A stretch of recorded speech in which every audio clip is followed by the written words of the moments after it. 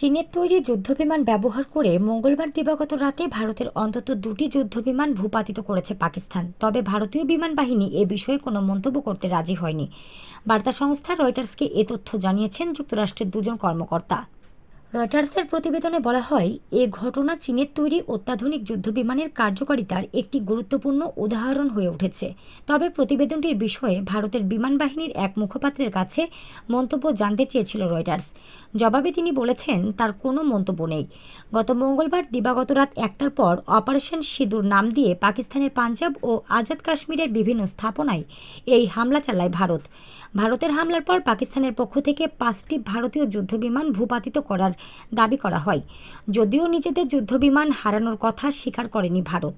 নাম প্রকাশ না করার শর্তে যুক্তরাষ্ট্রের এক কর্মকর্তা বলেছেন, পাকিস্তান যে চীনের তৈরি যে 10 যুদ্ধবিমান ব্যবহার করে ভারতীয় যুদ্ধবিমানের বিরুদ্ধে আকাশ থেকে আকাশে নিক্ষেপযোগ্য ক্ষেপণাস্ত্র ছুড়েছে এবং তাতে অন্তত 2টি ভারতীয় যুদ্ধবিমান ভূপাতিত হয়েছে, এটি নিশ্চিত।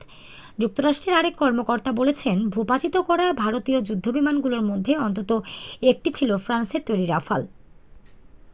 উভয় মার্কিন কর্মকর্তা বলেছেন, ভারতের যুদ্ধবিমান ভূপাতিত করতে পাকিস্তানের হাতে থাকা F-16 যুদ্ধবিমান ব্যবহার করা হয়নি।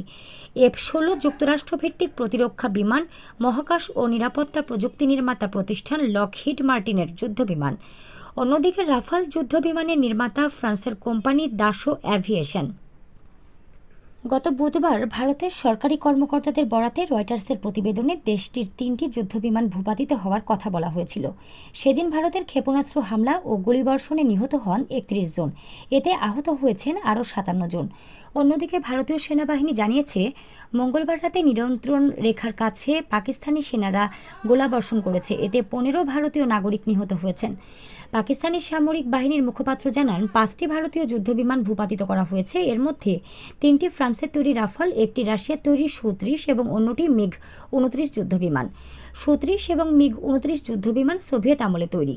পাকিস্তানের প্রতিরক্ষামন্ত্রী খাজা মোহাম্মদ আসিফ গতকাল বৃহস্পতিবার রয়টার্সকে বলেন, ফ্রান্সের তৈরি 3টি রাফাল যুদ্ধবিমান ভূপাতিত করতে যে 10 যুদ্ধবিমান ব্যবহার করা হয়েছে। সব মিলিয়ে আকাশযুদ্ধে 5টি ভারতীয় যুদ্ধবিমান ভূপাতিত করার দাবি করেছে পাকিস্তান। গত 22 এপ্রিল ভারত নিয়ন্ত্রিত কাশ্মীরের পেহেলগামে পর্যটকদের ওপর বন্দুকধারীদের হামলায় 26 জনের প্রাণহানির পর ভারত পাকিস্তানের মধ্যে উত্তেজনা চলছিল। এখন তা পাল্টাপাল্টি হামলায় রূপ নিয়েছে।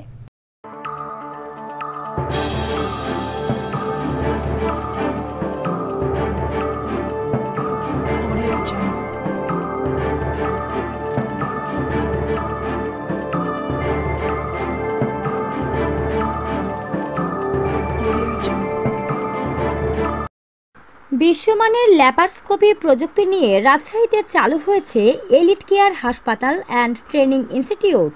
এখানে দক্ষ ও অভিজ্ঞ চিকিৎসক দ্বারা সব ধরনের অপারেশন করা হয়।